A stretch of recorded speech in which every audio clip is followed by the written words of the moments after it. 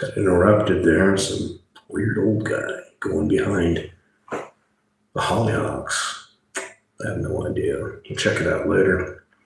So, what's my topic? I'm noticing that Europe is trying to put their level of censorship on American platforms. Interesting. Because they always hide behind the women and the children. Or I just want to get into, like, you know, I've seen this before. This whole thing, and isn't it convenient that about the same time they're doing this, the Visa, MasterCard situations happening with gaming? Where am I going with this? This is Freedom Phil, like and subscribe. Let's get into it. Hey, turn up the video speed. Why do I say that? Watch videos faster. Why wouldn't you? Appreciate any subs. Let's get into it. It's like this. Surprisingly, you know, Europe's trying to agree to a level of sanctions. I hear it's coming out of the UK, but Europe in general. They don't like it when people talk about the immigration situation happening over there. Wow, almost like you've suppressed your own people, but God forbid people in other countries point out how insane what's going on in your country, because people in your country might watch it and think, yeah, you know, it is nuts. We should be pissed off. That's a fair thing to say. They should be pissed off. There's no reason to have to put up with it. What's going on? And then they'll hide behind women and children. Well, making the internet safe for children. You know, this isn't the first time I've seen this. I saw this back with the religious right back in the day. Tipper Gore, you know, we got to make sure the music is safe. It's so cheesy. It is so cheesy. You know, in the name of safety, the rest of you need to have your rights taken away. Think about that.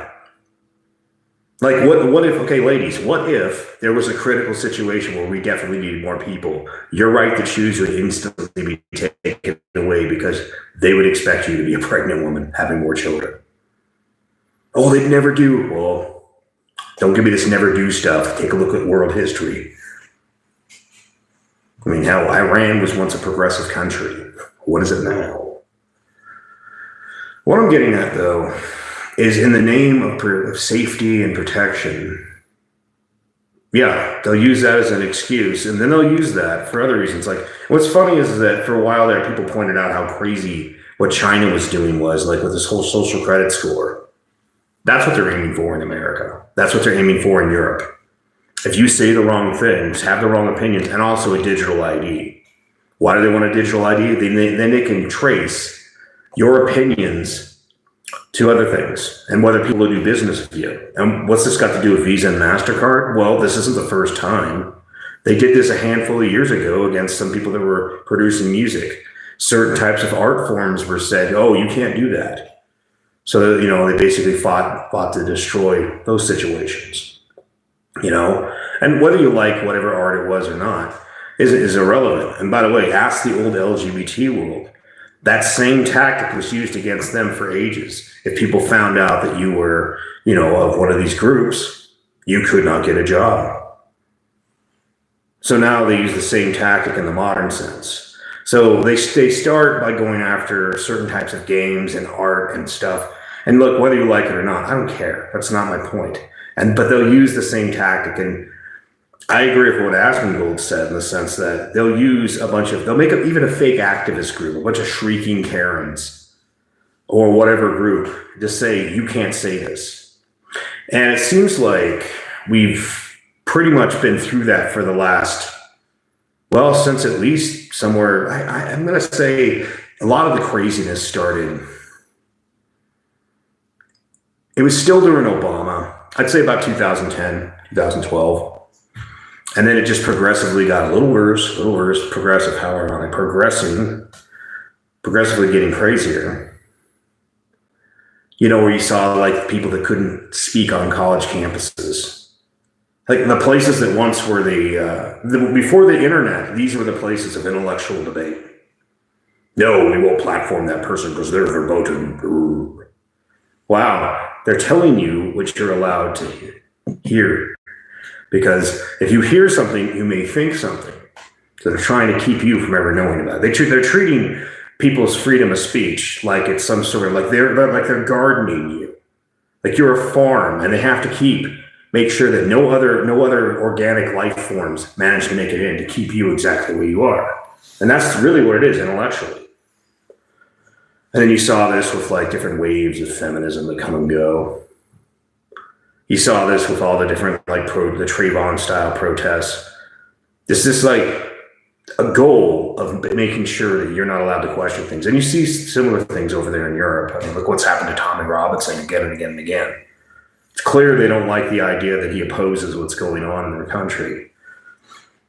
And God forbid that people be able to escape that country, come here, and then talk honestly about it. Because what if the people back home that also have an issue with, they start seeing people saying the same thing that they're thinking? That's scary. And then, the payment processor thing. Yeah. So if you get people with a social ID and a social credit score, then yeah, you can basically control their life the way the CCP does. And make no mistake, for people that think, oh, the CCP, we do that in the West. We just have companies doing it for you. Companies instead of the government. Pretty fucking cheesy if you think about it. Because they don't want their hands dirty. They don't want to look like they're actually suppressing their own people. China just doesn't give a shit. They just do it. But the thing that gets really annoying to me is they always hide behind women and children and save speech. Now, I don't know, it was funny about the whole like safe speech argument is I'm sitting there watching a video of some guy that's getting his head kicked in Cincinnati because apparently something happened, and then this woman goes in to try to help him, and they start beating the shit out of like 15, 20 people. Mob on these people. And let's be honest, they were a couple white people, the rest of them were black, and then everybody going, World Star. If it hadn't been for alternative media reporting that story, you would have never heard about it. It would have been buried. In the same way that black on black crime in the cities has been buried for years. Or like some junkie doing some junkie stuff. That is the exact same thing they're doing in Europe when it comes to migrant issues. They want to bury the information so you never hear about it. When I think about it, for them to sit there and then say about safe speech, it'd be one thing if there was some sort of equal board on it, but there's not. And then they try to hide behind children. I'm really sick and tired of shitty parents just letting their kids totally exist on the internet. I think the internet has its issues, but the real issue isn't the internet. It's the fucking parents. You don't understand. They'll find some way on there. Yeah, and if you find another way on there, you keep them off there. They'll be hanging out with their friends and they're on there. And then you don't let them hang out with their shitty friends. They say it takes a village to raise a child, but it really just takes two good parents. The fact that and this is just like public school, it's well-known public school, isn't really teaching your kids much of anything. That anybody who crosses the river in America is pretty much equal, if not better, than your kid fresh out of high school, right? You trust that system to educate your children, but really it's just it's a cheap babysitter. It's daycare. In the same way that when you don't want to deal with your kids, you just plop them in front of the TV for how many generations? Or back before that was normal, you say, hey, go out and play. Go out and do something. I'll call you for dinner. At least that kind of makes sense. Go out there and have a social life. And now, because everybody's like, oh, don't go outside. The whole world's scary. Fucking retarded helicopter parents. You just plop your kids in front of whether it's video games with an agenda or internet with an agenda. And then when your kids end up looking up something that you're like, oh, well, whose fault is that really? I mean, you just basically said, hey, just stare at the screen instead of actually being a fucking parent for your children. See, I don't think we should ban everything. I don't. Because I've known tons of creative cultures. Like I used to do medieval fairs. You know how many people would look at it as weird? You want to put on a kilt on the weekend and go have a good time? Yeah, I admit it is different, but who are you hurting? Then you see like people that way back in the day with the LGBT, they're one of them, suppress them, make their lives hard to live, hard to exist, hard to do this. Now you see the furry cultures kind of replace the LGBT, vibrant, fun, whatnot. How many people for the normality, let's suppress your freedom of individuality, all to protect the children? Or even that you can have a decent intellectual conversation. They would suppress your ability to have a normal conversation about something you shouldn't be forced to agree with. And that's where I see in Europe, some of the craziness going on in those countries, and the fact that your governments are now trying to enforce your rules on America, your rules on every other country. And I've said it before and I'll say it again. What does Europe actually produce for America that's worth a damn? Really, what do? Fine wine, some cheese, some sports cars? Bibbidi boppity, oh yeah, the vino. I'm just saying. I personally, as an American, I would be perfectly fine with having my internet separated from your internet if it meant that you could keep your, if you can't handle the idea of Americans talking about American things. And then here's what scares people. Your people would get VPNs. You would. And they'd be back right here. The same way that people in America would do the same thing to go to other countries to watch things that America says, no, copyright law. But trying to hide behind women and children or safety, it's so hypocritical with the safety thing. I mean, like literally, if you go out there and see some of the crap that's going on, it's like you don't care about safety. You just care about criticism. When people figure out that what you're doing is hypocritical, that's what it's about. You care about accountability.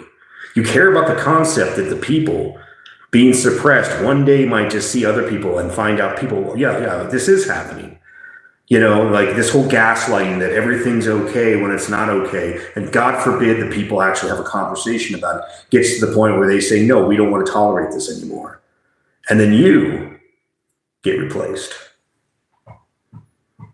These days, I see a lot of people doing similar to what happened back in the day, and they move over to alternative sites. And sooner or later, I'll probably build some channels, other places. I thought of some names. And I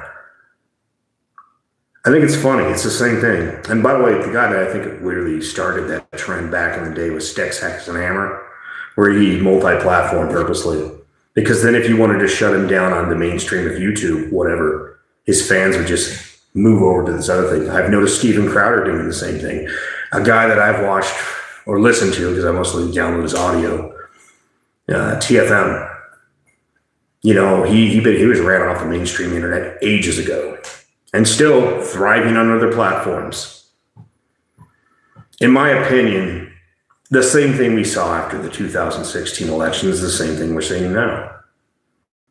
And it's just like they're just preparing in America, for instance, for the next major election. They want to try to swing things before the midterms and then try to swing things back the way they were. Steer the ship right back to where the authoritarians are in charge. Whether you like the guy or not like the guy, I don't care.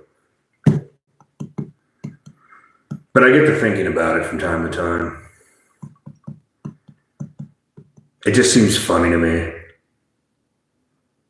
that, for instance, and as a closing thought, YouTube is now Reddit. I remember when Reddit was fun and people have wild conversations.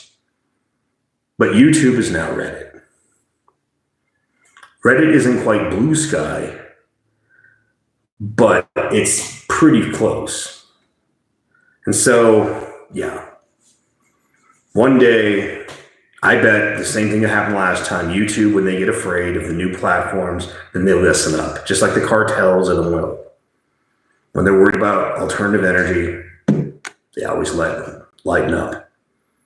But from my perspective, there's a reason people are multi-platforming, and it's because people want to have normal conversations. Peace.